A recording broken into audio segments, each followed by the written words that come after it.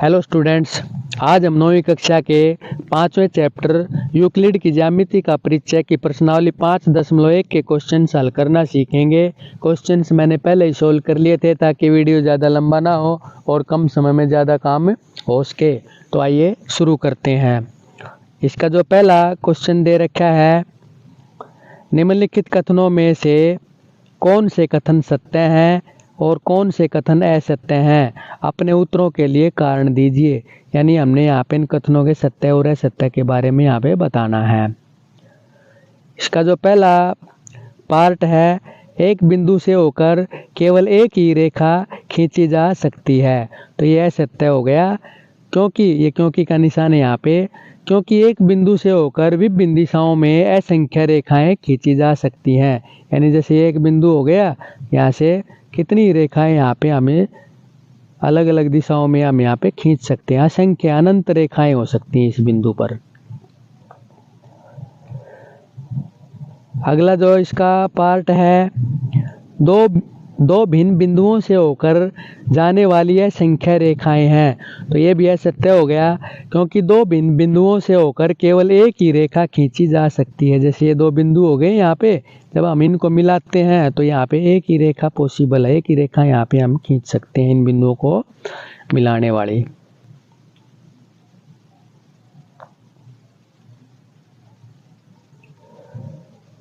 अगला जो इसका पार्ट है, एक शांत रेखा दोनों ओर अनिश्चित रूप से बढ़ाई जा सकती है, तो ये सत्य हो गया। क्योंकि एक शांत रेखा दोनों ओर अनिश्चित रूप से बढ़ाई जा सकती है। जैसे ये दो बिंदु हो गए, यहाँ पे अगर हम दोनों तरफ इनको बढ़ाना चाहें तो कितना ही बढ़ा सकते हैं इसको हम। अगला जो इसका पार्ट है, यदि दो वृत्त बराबर हैं तो उनकी त्रिज्याएं बराबर होती हैं, तो ये सत्य हो गया। यदि दो वृत्तों के क्षेत्रफल बराबर हैं तो उनकी त्रिज्याएं भी बराबर होती हैं।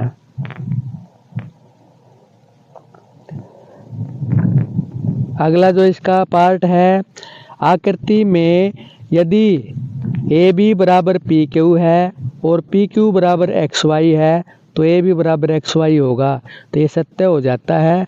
क्योंकि अगर ये इसके बराबर है और ये इसके बराबर है तो आपस में तीनों भी बराबर होंगे, इसलिए भी बराबर एक्स वाई होगा और ये हो जाता है यहाँ पे सत्य। क्योंकि यूक्लिड के अभिगृहीत के अनुसार वे वस्तुएं जो एक ही वस्तु के बराबर हों एक दूसरे के बराबर होती हैं। अगला इसका क्वेश्चन है, निम्नलिखित पदों में से प्रत्येक की परिभाषा दीजिए। क्या इनके लिए कुछ ऐसे पद हैं जिन्हें परिभाषित करने की आवश्यकता है? वे क्या हैं और आप इन्हें कैसे परिभाषित कर पाएंगे? अब देखिए, इसका जो पहला पार्ट है,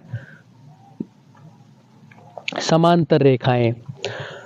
दो सीधी रेखाएं जिनमें कोई भी बिंदु उभयनिष्ठ न हो समांतर रेखाएं कहलाती हैं।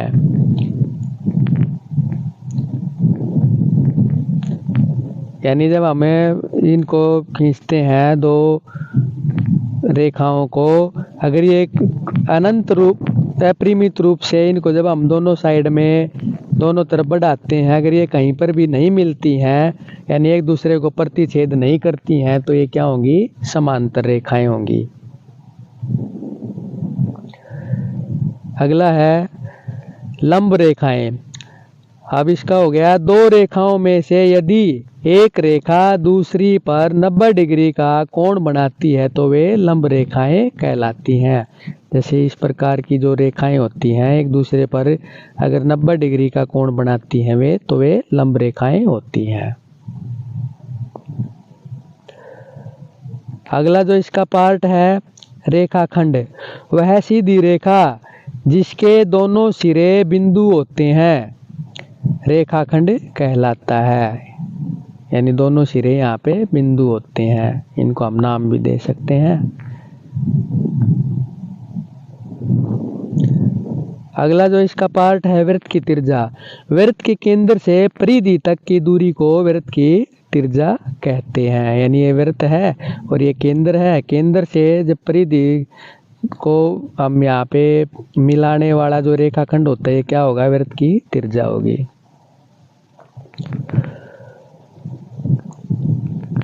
अगला जो पार्ट है इसका वर्ग। एक ऐसा चतुर्भुज जिसकी सभी भुजाएं बराबर हों। यानी वर्ग क्या होता है? एक ऐसा चतुर्भुज होता है जिसकी सभी भुजाएं बराबर हों और सभी कोण यहाँ पे समकोण हो, तो वर्ग कहलाता है। अब इसका अगला क्वेश्चन है, नीचे दी हुई दो अभिधारणाओं पर विचार कीजिए। तो दो अभिधारणाएं यहाँ दे रखी हैं। दो भिन्न बिंदु ए और बी दिए रहने पर एक तीसरा बिंदु सी ऐसा विद्यमान है कि ए और बी के बीच में जो स्थित होता है। यानी अगर ये ए और बी दो बिंदु हैं, इनके बीच में एक बिंदु सी, यहाँ कम से कम ऐसे तीन बिंदु विराजमान है यानी विद्यमान है कि वे एक रेखा पर स्थित नहीं है। क्या इन अभिधारणाओं में कोई अपरिभाषित शब्द है? क्या ये अभिधारणाएं अविरोधी हैं? क्या ये यूक्लिड की अभिधारणाओं से प्राप्त होती हैं? स्पष्ट कीजिए। अब देखिए, पहला जो पार्ट है, यदि दो बिंदु ए और बी दिए हुए हों तो उनके बीच में एक बिंदु सी स्थित होता है। इनके बीच में एक बिंदु सी हो सकता है, यहाँ पे स्थित होता है।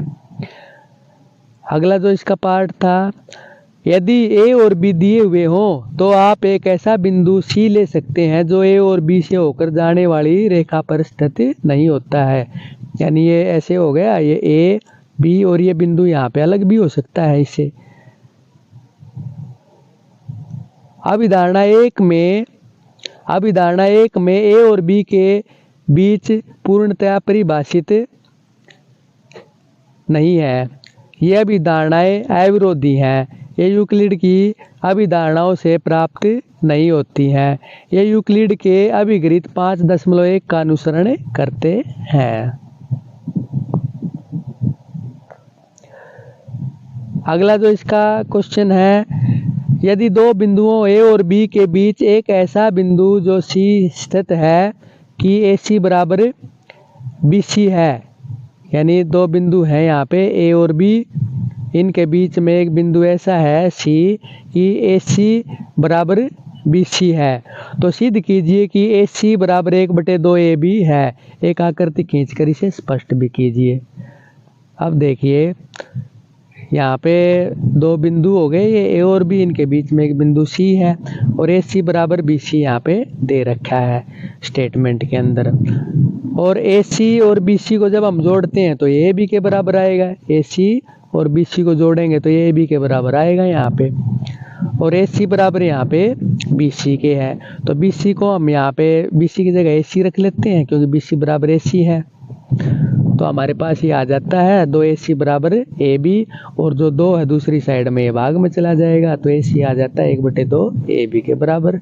यही यहाँ पे हमने सिद्ध करना था।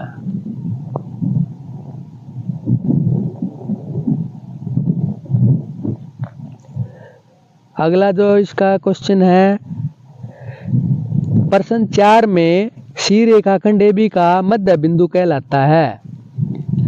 सिद्ध कीजिए कि एक रेखाखंड का एक और केवल एक ही मध्य बिंदु होता है। अब देखिए, क्योंकि सी रेखाखंड AB का मध्य बिंदु है इसलिए AC बराबर BC है और AC 1/2 AB होगा, यानी AB का आधा होगा। अब यहाँ पे हम मान लेते हैं, माना D रेखाखंड AB का मध्य बिंदु है। अगर D AB का मध्य बिंदु है तो AD बराबर DB होगा और AD AB का आधा होगा। जैसे हमने AC AB का आधा किया था समीकरण नंबर 1 में। अब जब दोनों समीकरणों से जब हम देखते हैं तो दोनों में ही राइट साइड में क्या है, 1/2 AB, तो इसलिए AC बराबर AD होगा। दोनों समीकरणों से जब हम कंपेयर तुलना करते हैं इनकी, तो AC बराबर AD होगा। अब परंतु यह तभी संभव है जब C और D संपाती हो, यानी C और D एक ही बिंदु हो। अतः एक रेखाखंड का एक और केवल एक ही मध्य बिंदु होता है।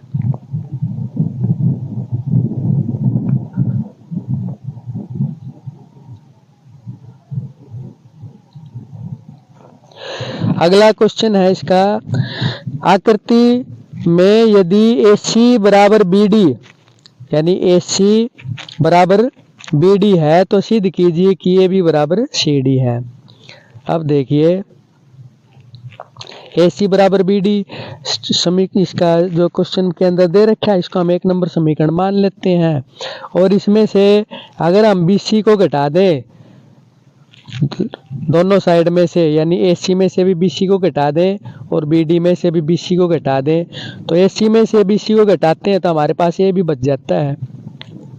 आकृति के अनुसार अगर हम AC में से BC को यहाँ से घटा दें तो ये भी बच जाएगा, और BD में से अगर BC को घटा दें तो CD बच जाएगा, तो ये भी बराबर यहाँ पे CD आ जाता है।